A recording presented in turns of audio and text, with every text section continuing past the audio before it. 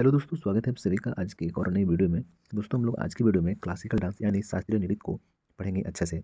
और इससे एग्ज़ाम में काफ़ी ज़्यादा सवाल आता है। और इतने अच्छे से पढ़ लेंगे ना, चाहे रेलवे दे लेना, चाहे सीजीएल दे लेना, कोई भी एग्ज़ाम, सब में सवाल आपसे आसानी से बनेगा। और इस वीडियो में हम लोग शास्त्रीय नृत्य को पूरे तरीक़े से ख़त्म करेंगे, क्योंकि हम लोग अगला टॉपिक लेकर के जो आएँगे कुछ और होगा, हो सकता है यूनेस्को का लेकर के आएँ। तो अब चलते हैं, समझते हैं शास्त्रीय नृत्य। देखो, जिसका उल्लेख शास्त्रों में होता है ना, उसको शास्त्रीय नृत्य कहते हैं। इसमें क्या होता है ना कि नाचने का एक फिक्स पैटर्न होता है, एक ढंग होता है। ये नहीं कि नागिन डांस की तरह जैसे पा रहे हैं वैसे, जैसे शादी ब्याह में होता है ना डांस, उसमें कोई पैटर्न होता है क्या? नहीं। मगर जो शास्त्रीय नृत्य होता है, क्लासिकल डांस रहता है, उसमें एक फिक्स पैटर्न है कि इसी प्रकार से करना है। तो शास्त्रीय नृत्य का कुछ ना कुछ स्रोत है, जैसे कि नाट्य शास्त्र हो गया, संगीत रत्नाकर हो गया, अभिनय दर्पण हो गया।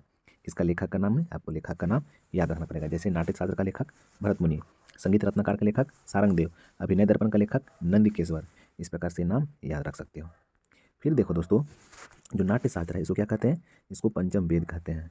ठीक है। और आधुनिक भारतीय नृत्य के जनक किसे माना जाता है? उदय शंकर को। इन्हें 1971 ईस्वी में पद्म विभूषण मिला था, जो कि दूसरा सर्वोच्च सम्मान माना जाता है ये। अब आगे चलते हैं। जो संगीत नाटक अकेडमी, जिसका मुख्यालय नई दिल्ली में है और इसका स्थापना 1953 में हुआ था, इसके अनुसार वर्तमान में भारत में 8 शास्त्रीय नृत्य हैं, जैसे कि भरतनाट्यम, मोहिनीअट्टम, कथकली, मणिपुरी, कुचिपुड़ी, ओडिसी, कथक और सतरिया। इसके अनुसार 8 है। मगर जो संस्कृति मंत्रालय है ना, इसके अनुसार 9 बताया गया, यानी कि 9 का दर्जा दिया गया है। जैसे कि छऊ नृत्य होता है, उसको भी शामिल कर दिया गया है। तो अब देख लेते हैं भरतनाट्यम के बारे में। ये जो है ना, ये तमिलनाडु का है और सबसे पुराना है। मोहिनीअट्टम केरल, कथकली केरल, मणिपुरी ये मणिपुर का है और इसमें ढोलक का होना अनिवार्य है। कुचिपुड़ी जो है ये आंध्र प्रदेश का है, इसे मटका नृत्य भी कहते हैं। ओडिसी जो हो गया ये उड़ीसा का है। और जो कथक हो गया ये उत्तर भारत का है मेनली रूप से।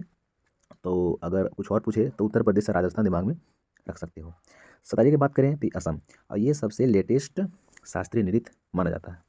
और ये बता चुके हैं कि संस्कृति मंत्रालय यानी मिनिस्ट्री ऑफ कल्चर, इसके अनुसार जो है भारत का 9वां जो शास्त्रीय नृत्य है ना, उसे किसे माना गया है? छऊ को माना गया है। छऊ में क्या है ना, ये छऊ नृत्य 3 प्रकार के होता है, ठीक ना, या तीन तीन शैली होता है छऊ नृत्य का। जैसे कि एक मयूरभंज शैली, पुरुलिया शैली, सरायकेला शैली। तो जो मयूरभंज शैली है ये उड़ीसा का है, पुरुलिया शैली है ये पश्चिम बंगाल का है, और सरायकेला शैली जो है ये झारखंड का है। तो ये जो नीचे का 2 है, इसमें मुखौटा का प्रयोग होता है, और जो मयूरभंज शैली है इसमें मुखौटा का प्रयोग नहीं होता है। तो इसको याद रखना है, ठीक है, किस में होता है किस में नहीं होता है। अब समझते हैं आगे। जो फ़िल्म आई थी एक बर्फ़ी, इसमें भी छऊ नृत्य का प्रयोग किया गया। देखो, सवाल ऐसे भी बन जाता है, कोई फ़िल्म में अगर कोई मतलब शास्त्रीय नृत्य का अगर इस्तेमाल होता है तो वहाँ से सवाल बन जाता है दोस्तों। अब आगे समझते हैं। जो छऊ नृत्य है ना, इसको यूनेस्को की अमूर्त धरोहर में शामिल किया गया है। देखो, अमूर्त धरोहर कहने का मतलब हो गया जिसको हम लोग छू नहीं सकते हैं, उसका भाव को नहीं छू सकते हैं। जैसे छऊ नृत्य का जो डांस है ना, डांस को हम लोग देख सकते हैं, मगर उसके पीछे का जो भाव है ना, उसको हम लोग नहीं छू सकते हैं। इसीलिए कहा जाता है कि यूनेस्को की अमूर्त धरोहर है ना, यानी इनटेंजिबल साइट है ना, उसमें इसको शामिल किया गया है। अब देख लेते हैं आगे से सभी नृत्य को अच्छे से बारी बारी से। चलिए, भरतनाट्यम, ये कहाँ के आपको पता है? ये तमिलनाडु का है हमारा।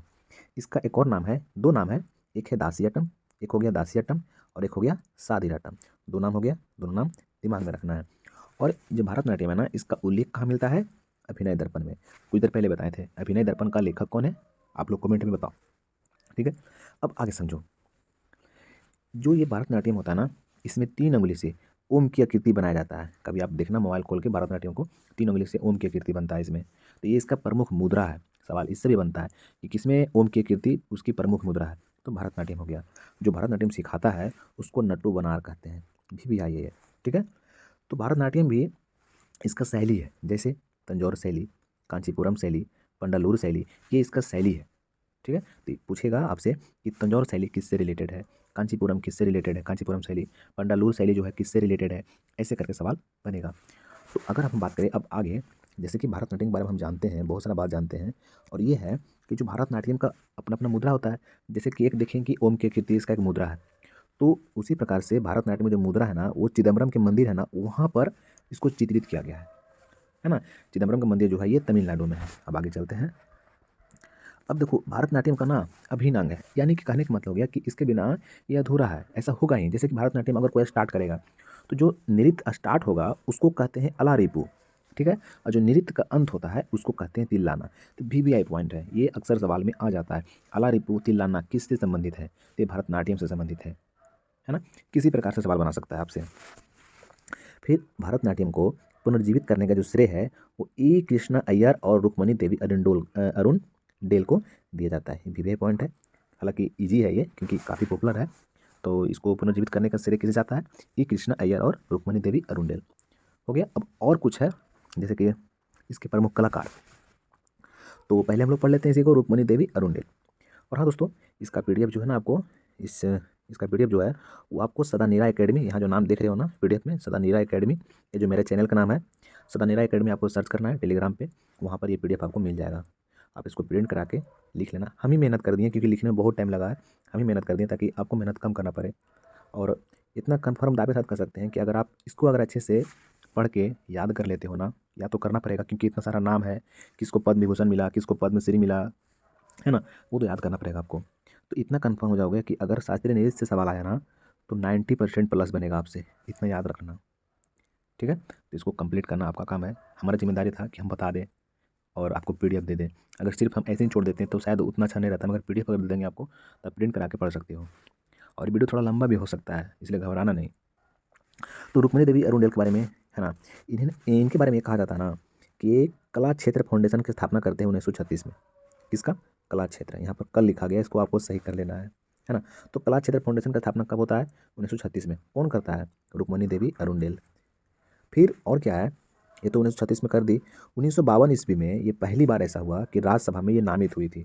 इसलिए क्वेश्चन बनता है कि राज्यसभा में नामित होने वाली पहली भारतीय महिला शास्त्रीय नर्तकी कौन थी? तो रुक्मणी देवी अरुण डेल। कब राज्यसभा में नामित हुई थी? तो 1952 ईस्वी में। इनको 1956 में पद्म भूषण मिला। ठीक है।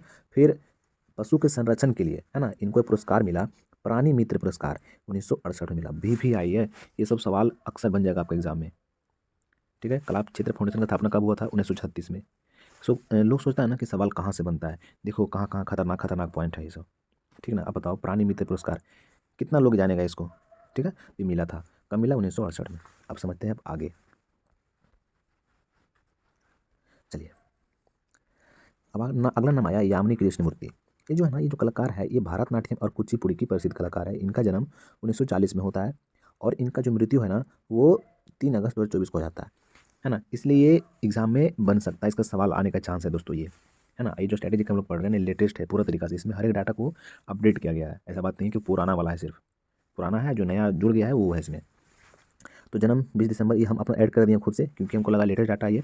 इनको 1968 में पद्मश्री मिला था, 1968 में। जितना अवार्ड है ना याद रखना है आपको। फिर और क्या किए हैं, यामिनी स्कूल का डांस का स्थापना करते हैं, एक डांस स्कूल, इसका नाम है यामिनी स्कूल। कब? 1990 में। कहाँ? दिल्ली में। इनको पद्म भूषण मिला 2001 में, पद्म विभूषण मिला 2016 में, और 3 अगस्त को इनका तो मृत्यु हो गया। इनकी आत्मकथा है a passion of dance, VBI। ठीक है। और तिरुमाला देवस्थानम द्वारा इन्हें अस्थाना नर्तकी की मान्यता दिया गया है। ये भी आता है, ये सवाल आता है, बनता है। अब दोगे ना सीजल वगैरह, देखना बहुत काम देगा ये मेरा स्टैटिक्स ये वाला। अब आगे चलते हैं।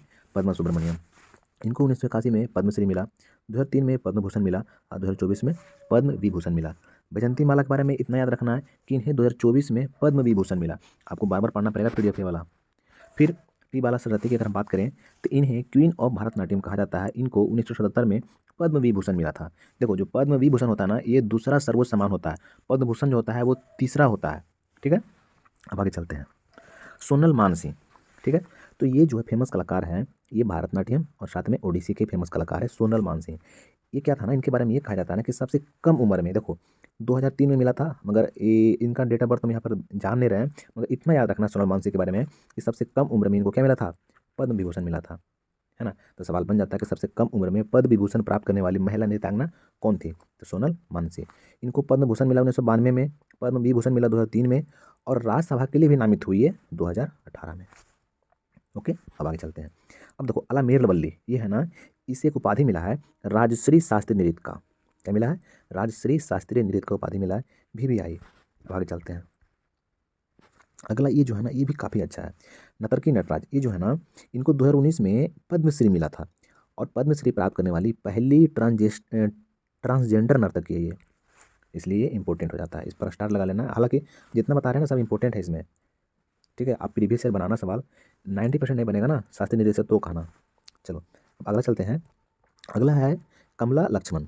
कमला लक्ष्मण 1993 में, 1953 में जो महारानी एलिजाबेथ द्वितीय थी ना, इसके राज्याभिषेक में गई थी ये, इनको आमंत्रित किया गया था कमला लक्ष्मण। मृणालिनी साराभाई ये कौन है? तो विक्रम साराभाई की पत्नी है। इन्होंने क्या किया? इन्होंने दर्पण एकेडमी ऑफ आर्ट्स की स्थापना करते हैं 1949 में अहमदाबाद में, ठीक है, यानी अहमदाबाद गुजरात में। अगला नाम आता है वसुंधरा डोरा स्वामी, है ना, वसुंधरा डोरा स्वामी। इनके बारे में एकमात्र भारतनाट्यम नृत्यांगना जिन्हें यूनेस्को द्वारा पेरिस शांति सम्मेलन में आमंत्रित किया गया था, VVI है ये, ठीक है, कि किन्हें पेरिस शांति सम्मेलन में आमंत्रित किया गया था। तो एकमात्र नृत्यांगना है ना, कौन? वसुंधरा डोरा स्वामी। कौन हो गया? वसुंधरा डोरा स्वामी। अब आगे चलते हैं, कुछ और कलाकार है। इतना तो था जो इसके बारे में कुछ ज़्यादा डिटेल था, अब यहाँ से भी है बहुत सारा, इसको आपको याद रखना है। जैसे कि मीनाक्षी सुंदर पिल्लई, लीला सैमसन, CB चंद्रशेखर, मालविका सुरक्कई हो गया, MK सरोजा हो गया, प्रतिभा प्रहलाद हो गया, मल्लिका साराभाई हो गया, हेमा मालिनी हो गया। ये सब क्या है? भरतनाट्यम के प्रमुख कलाकार हैं। अब देखो, जो प्रतिभा प्रहलाद है ना, इसको मतलब कि ये कोरियोग्राफर है, किसकी? भरतनाट्यम के। कोरियोग्राफर कहने मतलब कि सिखाने वाला, ठीक है। और दिल्ली अंतर्राष्ट्रीय कला महोत्सव के संस्थापक कौन है? प्रतिभा प्रहलाद। ये भी आपको याद रखना है। और एक हार शैली, एक शैली है, एक हार शैली, वो भी भरतनाट्यम से संबंधित है ना। इसमें क्या होता है ना कि एक आदमी कोई रहता है, एक ही कलाकार जो रहता है ना, वो सारा किरदार वही निभाता है, उसको कहते हैं एक हार है। तो ये भी किससे संबंधित है? भरतनाट्यम से संबंधित है, ठीक है। हमारा भरतनाट्यम खत्म हो गया। चलिए अब आगे चलते हैं, कुचिपुड़ी। इसका उत्पत्ति कहाँ से होता है? ये आंध्र प्रदेश के कुचेला ग्राम से होता है। ये किस पर आधारित है? तो ये भागवत पुराण पर आधारित है। इसमें कर्नाटक संगीत का प्रयोग होता है। इस हम पॉइंट को जितना बार हो सके ना उतना बार रीड करना, याद हो जाएगा। इसमें क्या है ना, श्रृंगार रस की प्रधानता है कुचिपुड़ी में, श्रृंगार बहुत ज़्यादा पहनता है इसमें, है ना। और क्या करता है? माथा पर मटका को रख करके उसको संतुलित करता है। और जो माथा पर रख के मटका जो रखता है, संतुलित करने का जो ये होता है ना, जो संतुलित करता है, उसको कहते हैं तरंगम। क्या कहते हैं उसको? उसको तरंगम कहते हैं, क्योंकि माथा पर मटका रखता है, उसको बैलेंस करता है, इसीलिए इसको मटका नृत्य भी कहते हैं। किसको? कुचिपुड़ी को, ठीक है। और फिर क्या होता है इसमें, एक जैसे मान लेते हैं एक थाली है, थाली पर कोई समझ लीजिए कोई महिला है ना, एक पैर यहाँ एक पैर यहाँ रख करके थाली को बैलेंस करता है, और नीचे कुछ थाली नीचे से कुछ पानी, मतलब कि पानी नहीं, पानी थाल में रहता है ना, नीचे कुछ फिगर बनाता है ना नीचे। तो इसमें क्या होता है ना, इसका एक प्रसिद्ध मुद्रा है जल चित्र, है ना, याद रखना है। यहाँ पानी रहता है और नीचे यहाँ से अंगूठा के द्वारा फिर क्या करता है, कुछ आकृति का निर्माण करता है ना, तो थाली के द्वारा, इसीलिए इसको थाल नृत्य भी कहते हैं। इसका प्रमुख मुद्रा क्या हो गया? जल चित्र नृत्य हो गया, जिसमें पैर के अंगूठे के द्वारा जमीन पर आकृति का निर्माण करना होता है। थाल से ही कर, थाल रहता है, इस पर पैर रहता है, शायद अंगूठा से ही करते रहता है ना, इस प्रकार से। तो थाल का उपयोग हुआ, थाल नृत्य याद हो जाएगा। अब आगे चलते हैं, इसके कुछ प्रमुख कलाकार हो गया, जैसे कि यामिनी कृष्णमूर्ति, हम लोग पीछे ही पढ़े थे इसके बारे में, सारा डिटेल तो वहीं देख लिए थे। अब जितना भी रेड्डी है ना, वो इसी में आता है, ठीक ना। राधा रेड्डी हो गया, राजा रेड्डी हो गया, फिर पद्मा रेड्डी हो गया, अर्पणा सीतासन हो गया, है ना, ये हो गया, और शोभा नायडू हो गया, वे पट्टी चिन्ना सत्यम, है ना। ये भी आपको नाम तो याद रखना पड़ेगा ये वाला, क्योंकि इसके बिना तो काम नहीं चलेगा आपका, ठीक है। तो कुछ पता चला कुचिपुड़ी नृत्य के बारे में, है ना। किस पर आधारित है ये? तो भागवत पुराण पर आधारित है ना।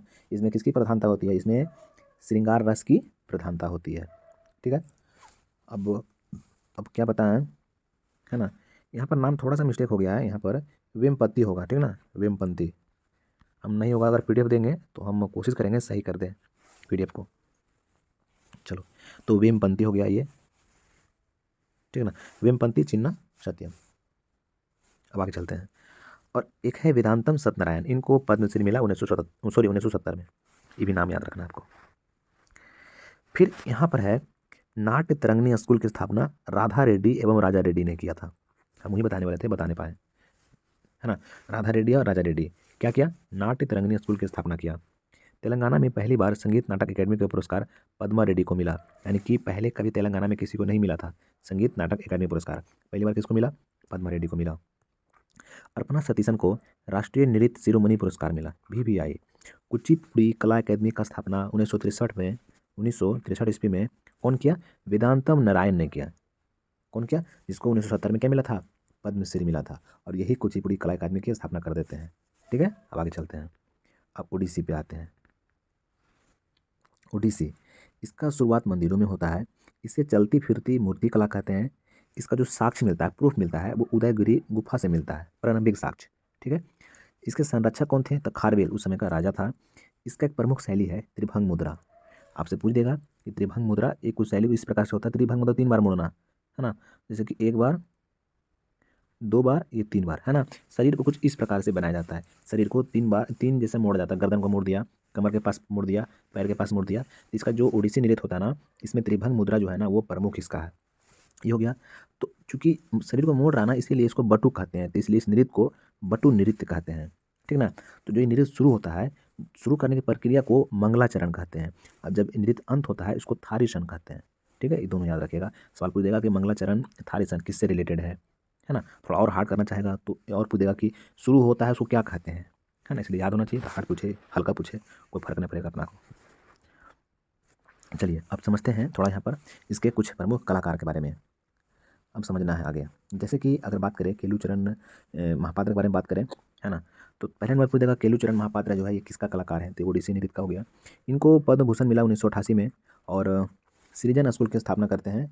कब करते हैं? 1944 ईस्वी में करते हैं। और इनको पद्म विभूषण मिला कब मिला? 2000 में मिला इनको पद्म विभूषण मिला, ठीक ना। और एक सेकंड यार, गलत लिखा जाता है यहाँ पर, सर्जन स्कूल होगा ना, सर्जन स्कूल, ठीक है। कोशिश करेंगे पीडीएफ सही देने का, मतलब कि एडिट कर देंगे सही से। सर्जन स्कूल, है ना। सर्जन स्कूल की स्थापना कब करते हैं? 1944 ईस्वी में। इनको पद्म भूषण कब मिलता है? 2000 में। उड़ीसा के पहले व्यक्ति जिन्हें पद्म विभूषण मिला था, ठीक है। ये सब पॉइंट याद रखना पड़ेगा आपको। और जो देखो यार, क्या बताएं, बहुत मिस्टेक हो चुका है इसमें। केलुचरण महापात्र, यहाँ खेलू लिखा गया है ना। केलुचरण महापात्र हो गया ना, ये पखवाज वाद्य यंत्र के प्रमुख वादक थे। याद रखना पड़ेगा, बार बार कितना का है, ठीक। इसके कुछ प्रमुख कलाकार हैं: सोनल मानसिंह, संयुक्ता पानीग्राही, और इंद्रानी रहमान, चार्ल्स फेब्री, माधवी मुदगल, गुरु पंकज दास, कुमकुम मेहंती और इलियाना। इलियाना जो थी ना, ये इटली की थी, इनका इटली मूल की थी ये। और इनको 2006 में पद्मश्री दिया गया था, है ना। सवाल बन जाता है, पहले विदेशी नृत्यांगना जिन्हें पद्मश्री मिला कौन थी? इलियाना। एक बड़ा फेमस है ये, यमुना सागर शिवम। ये सीजल में हम देखे थे क्वेश्चन, यमुना सागर शिवम। ये क्या है ना, माइकल जैक्सन का एक म्यूजिक ट्रैक आया था ब्लैक एंड वाइट, इसमें ये डांस की है, यमुना सागर शिवम, इसलिए फेमस सवाल है ये। अब आगे चलते हैं। किरण सहगल, मायाधर राउत, गंगाधर प्रधान और विजयिनी सतपथी। सब नाम याद करना पड़ेगा, घबराना नहीं है, सारा नाम तो याद करना ही पड़ेगा, कोई उपाय नहीं है, ठीक है। अब ओडिसी नृत्य को आखिर अंतर्राष्ट्रीय ख्याति किसने दिलवाई? तो ये दिलवाता है इंद्रानी रहमान और चार्ल्स फेब्री ने। यहाँ पर हम लोग देखे थे ना, इसका नाम यहाँ पर चार्ल्स फेब्री और इंद्रानी, ये दोनों था ना। तो यही दोनों मिलकर क्या किया? ओडिसी नृत्य को अंतर्राष्ट्रीय ख्याति दिलवाया, पॉपुलर किया उसको। अब आते हैं मोहिनीअट्टम पे। अब तो आधा कंप्लीट हो गया है। कहाँ होता है? केरल। केवल महिलाओं के द्वारा किया जाता है। जो मोहिनीअट्टम है ना, ये कहा जाता है कि जब शंकर कहानी है ना, जो शंकर भगवान थे, भस्मासुर को जो भस्मासुर था ना, उसको आशीर्वाद दे दिया था। भस्मासुर क्या कहते हैं उसको यार, जो मांग लेता है ना, आशीर्वाद मांगा था एक प्रकार से कि हम जिसको छुएं वो भस्म हो जाए। तो कोई उसको दिखा नहीं अगल बगल, अब कोई दिखा नहीं, तो शंकर भगवान पे ही वो दौड़ चला। तो भागते भागते शंकर भगवान विष्णु भगवान के पास गए, और वहाँ गए तो फिर विष्णु भगवान वहीं पर मोहिनी का रूप धारण करते हैं। और चूँकि इतनी सुंदर लग रही थी मोहिनी, कि जैसे जैसे मोहिनी कर रही थी ना, वो जो राक्षस था, है ना, भस्मासुर, वो भी वैसे वैसे कर रहा था। तो पहले कमर पे हाथ रखी वो, तो वो भी भस्मासुर भी रखा। ऐसे करते करते एक बार क्या किया, माथा पे हाथ रख दिया, बस खुद भस्म हो गया। तो वहीं से ये प्रचलित है ये। तो ये एकल नृत्य है ना, इतना इसलिए बता दिया ताकि आपको थोड़ा पता चलेगा कि मोहिनी अट्टम, मोहिनी मतलब ये केवल महिलाओं द्वारा हो सकता है, क्योंकि मोहिनी का रूप धारण किए थे विष्णु भगवान, है ना। इसमें श्वेत वस्त्र पहना जाता है। और ये जो है ना, ये कोमलता और सुंदरता, लास की प्रधानता है इसमें, थोड़ा सा मतलब कि लास में इसमें लज्जा है। और इसका संरक्षण दिया था डांस को तरावनकोर के रियासत के लोग। और ये बता चुके हैं भगवान विष्णु का मोहिनी रूप से होता है ये। और मोहिनीअट्टम का जो उल्लेख है वो व्यवहार माला ग्रंथ है एक, उसमें है इसका उल्लेख। और इसका लेखक जो है वो नारायणन है ना। मोहिनीअट्टम की जननी किसे माना जाता है? ये कल्याणी अम्मा को माना जाता है ना, मोहिनीअट्टम का जननी। भी आई है, हम देखें सीरियल में कितना बार आया है ना। मोहिनीअट्टम का कल्याण मतलब जनक कौन है? कल्याणी अम्मा हो गया। और नम्बियार के घोष यात्रा, है ना, कविता है एक, नम्बियार के घोष यात्रा, इसमें मोहिनीअट्टम का उल्लेख है। आप लोग क्या करना ना, 1.5 गुना स्पीड पे देख लेना, थोड़ा जल्दी खत्म हो जाएगा। बाकी तो पीडीएफ है ये। कुछ प्रमुख कलाकार इसका हो गया: कनक रेले, जयप्रभा मेनन, हेमा मालिनी, श्रीदेवी, सुंदर नायर, कमला मंडलम छेमवती और भारती शिवाजी। अब आते हैं कथक पे। कथक जो है ये भारत की प्राचीन शास्त्रीय नृत्य की एक शैली है, जिसकी उत्पत्ति कहाँ से हुआ है? उत्तर प्रदेश से हुआ है। इसका अर्थ क्या होता है कथक का? कथक मतलब होता है कथिका या कथा। इसमें हिंदुस्तानी शास्त्रीय संगीत का प्रयोग होता है। और कथक नृत्य का एक रूप ठुमरी भी है। क्या है? ठुमरी। और ठुमरी की रानी किसको बोला जाता है? गिरिजा देवी को, आगे मिलेगा आपको, ठीक है। तो ये उत्तर भारत का शास्त्रीय नृत्य है। ये कुछ प्रमुख घराना जो है जैसे कि इसका कुछ प्रमुख घराना है कथक का। कथक जो होता है ना कुछ प्रमुख घराना के द्वारा होता है, जैसे जयपुर घराना, यहाँ पर कॉमा लगाना भूल गया मैं, जयपुर, लखनऊ, बनारस, रामगढ़, ये सब घराना है। तो घराना भी याद रखना है कि किस इस घराने से मतलब कौन सा डांस, ठीक है। इसमें क्या होता है कि जो पुरुष रहता है वो पुरुष क्या पहनता है, धोती, महिला साड़ी और लहंगा पहनती है। इसमें पैर में घुंघरू होना अनिवार्य है। और ये भी आई है ये कि मुस्लिम संस्कृति की झलक कौन सा डांस में दिखाई देता है, तो ये कथक है बाबू, ठीक है। अब कथक नृत्य को पुनर्जीवित करने का श्रेय किसे जाता है, तो कालका प्रसाद और बिंदादिन महाराज को जाता है। गीता देवी क्या कहा जाता है, ठुमरी का रानी बोला जाता है, और इनको 2016 में पद्म विभूषण मिला था, ठीक है। और अगला है कदम्ब नृत्य केंद्र, है ना, जो कथक से संबंधित है। इसका स्थापना कौन किया था, तो इसका स्थापना कुमुदिनी लाखिया ने किया था। तो कितना बार ये भी दे देगा ना कि कुमुदिनी लाखिया दे देगा, सिर्फ कहेगा इसका संबंध किससे है, ठीक है। अब आगे समझते हैं। प्रमुख कलाकार की अगर हम बात करें तो सबसे फेमस पंडित बिरजू महाराज, इनको 1986 में पद्म विभूषण मिला। इनका संबंध किस घराना से था, तो इनका संबंध लखनऊ घराने से था। लखनऊ घराना में भी कालका बिंद दिन घराना से था, है ना, कालका बिंदा दिन घराना से। और एक बड़ा पॉपुलर गाना था देवदास में, काहे छेड़ मोहे, है ना। और एक बाजीराव मस्तानी में गाना है मोहे रंग दो लाल, है ना। ये दो गाना को याद रखना है। ये गाना में जो आवाज़ और कोरियोग्राफी किया है ना, ये पंडित बिरजू महाराज ने किया। अब कभी देखना ये बाजीराव मस्तानी का गाना लगाना, ये वाला मोहे रंग दो लाल देखना। उसमें बीच में जब धक दी ना कुछ बोलता है, कुछ थोड़ा सा मतलब लड़की डांस करते रहती है, और लड़की लड़की मतलब कि गाती नहीं रहती उसमें, सिर्फ लड़की डांस करती रहती है, अब मेल गाते रहता है उधर से, है ना। तो पता चल जाएगा, आप देख लेना। बाकी इतना क्या, इसको याद करना। और ये तो हो गया। पंडित बिरजू महाराज ने काल श्रम नृत्य विद्यालय की स्थापना करते हैं। अब अगर हम बात करें और इसका कुछ कलाकार की बात करें अगर हम, तो जैसे इसी का सब परिवार था पंडित बिरजू महाराज का, जैसे अच्छन महाराज हो गया, लच्छू महाराज हो गया, शंभू महाराज हो गया, ये सब। और एक और है सितारा देवी, है ना। ये सब इसका नाम है, याद रखना है कि कुछ प्रमुख कलाकार है इसके बारे में, ठीक है। अब आगे चलते हैं। हालांकि सितारा देवी जो है काफ़ी पॉपुलर है, बहुत याद करना पड़ेगा अच्छे से। अब यहाँ पर देखो एक और नाम है उसी में, मतलब कथक का ही सब डांसर है सब। मालविका सरकार हो गया, रोहिणी भाटे हो गया, जो इन्होंने है ना वो क्या किया, नृत्य भारती कथक एकेडमी की स्थापना पुणे में किया। बहुत डाटा ना, क्या करें, वीडियो भी लंबा हो रहा है। और प्रेरणा श्रीमाली ये जयपुर घराना से थी, रोशन कुमारी जयपुर घराना से थी, श्री भानु महाराज ये जयपुर घराना को शुरू करने का श्रेय इन्हीं को जाता है, भानु महाराज को। ये पूछ देता है सवाल, ठीक ना। जानकी प्रसाद ये बनारस घराना से थे। जहाँ जहाँ से जैसे जैसे सवाल आता है वैसे वैसे है। शोभना नारायण, गीतांजलि लाल, है ना, ये किससे थे, ये जयपुर घराना से थे। कौन, गीतांजलि लाल। कोई दिक्कत यहाँ तक, अगर कुछ है तो बताइए। चलिए अब आगे चलते हैं। कथकली केरल, देखिए ये जो है ना, इसके बारे में कहा जाता है कि कथकली जो है ना एक नृत्य नाटक है, इसमें नाटक जैसा होता है, ठीक ना। तो जो इसका आधार है ना, इसका आधार रामायण और महाभारत है। मतलब पूछेगा ना कि इसका आधार क्या है, तो इसका आधार महाकाव्य हो गया। महाकाव्य कौन कौन हो गया, रामायण और महाभारत। तो रामायण में जो होता है ना उसको रामाटम कहते हैं इसमें, है ना, चूंकि एक नाटक होता है। रामायण का नाटक करेगा तो रामाटम, और महाभारत का अगर नाटक हुआ तो कृष्ण नाटम। इसका क्या विशेषता है, इसमें आँख और जो आँख के ऊपर जो भौरा रहता है ना, भौहा, है ना, इसका संचालन होता है, थोड़ा उसको ऊपर नीचे मतलब ऐसे ऐसे करता है, ऐसे करके, है ना। इसके बाद और क्या रहता है कि चेहरा पे हरा लाल काला रंग लगाया रहता है। कभी आप देखना वीडियो कथकली का, तो उसमें ये रंग लगाया रहता है इस प्रकार से। तो जो हरा रंग होता है ना वो अच्छाई का प्रतीक होता है, जो काला और लाल रंग होता है ना ये बुराई का प्रतीक होता है। इसलिए जो इसका थीम बना ना, वो बना अच्छाई की बुराई पर जीत, इसका थीम है। और इसमें जो एक आदमी जो रहता है ना वो मुकुट पहने रहता है, मेनली रूप से मेल करता है इसको, ये मुकुट पहने रहता है इसमें, है ना। तो ये पहले मेल ही करता था, बाद में फिर धीरे धीरे पॉपुलर हो गया तो महिलाएं भी करने लगी।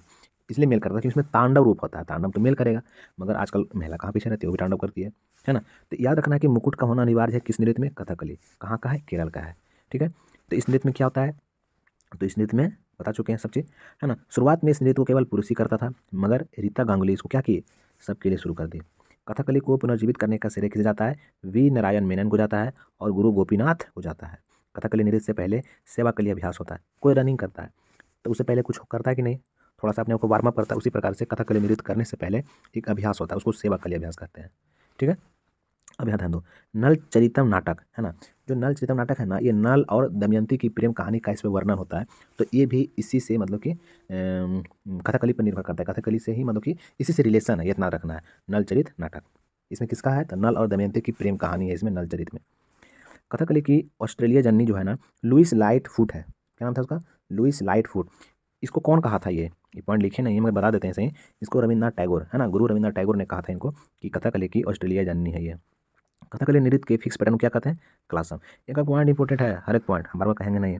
इसके कुछ प्रमुख कलाकार हो गया कथकली का, जैसे कि वी नारायण मेनन हो गया, रीता गांगुली, कृष्णा नायर, मृणालिनी साराभाई, शांता राव, कृष्ण कुहरी गोपीनाथ, हरिप्रिया नमुंदरी, आनंद सिब्रमन, गुरु कुंज कुरूप हो गया, मिलेना सिल्वेनी हो गया। तो वी नारायण के बारे में कहा जाता है कि केरल कला मंडलम की स्थापना यही करते हैं। मृणालिनी साराभाई के बारे में पहले पढ़े थे कि भरतनाट्यम कथकली की नर्तकी थी ये। कृष्ण कुहरी गोपीनाथ को इन्हें गुरु गोपीनाथ कहा जाता है, ठीक है। और जो मिलेना सिल्वेनी थी ये इटली के थे, इनको पद्मश्री मिला था, इसलिए इंपॉर्टेंट हो जाता है ये।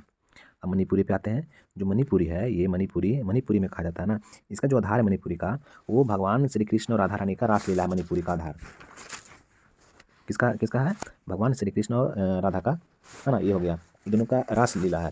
तो जो भगवान कृष्ण का जो वेशभूषा है वो मोर पंख है और धोती है, और जो राधा रानी है इसका वेशभूषा क्या है? तो कठोर घाघरा और घूंघट है, ठीक है, ये पॉइंट हो गया।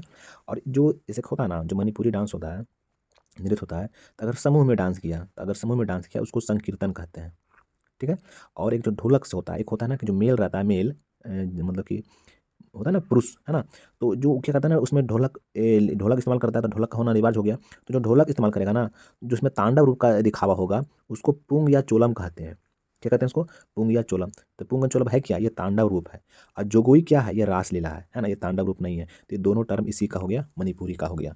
पूछेगा जोगोई क्या है, तो ये रासलीला। सवाल ऐसे बन जाता है कि जोगोई चोलम संकीर्तन का संबंध किस नृत्य से है? तो अगर आपको याद है कि अच्छा हाँ, पुंग या चोलम हम लोग पढ़े थे, पुंग या चोलम जो तांडव रूप था, हम लोग संकीर्तन पढ़े थे कि हाँ ये जो है ना सामूहिक प्रदर्शन को संकीर्तन कहते हैं।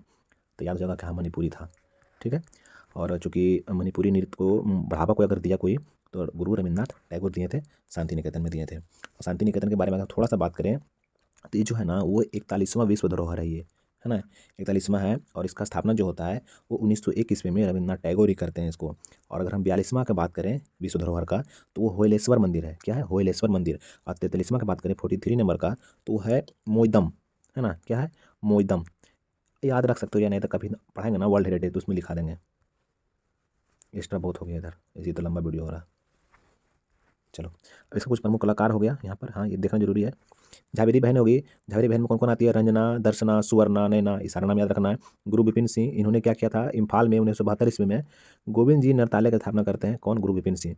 फिर हो गए चारू माथुर, एल्बिनो देवी, बिंबावती, राजकुमार सिंह जीत, नीलेश्वर मुखर्जी, निर्मला मेहता, ये सारा नाम भी आई। अब चलते हैं सतरिये, है ना, जो कि असम का डांस है। ये क्या है? ये भारत का सबसे लेटेस्ट है ना, लेटेस्ट क्लासिकल डांस है, जिसको 2000 ईस्वी में ऐड किया गया। इसके संस्थापक कौन थे?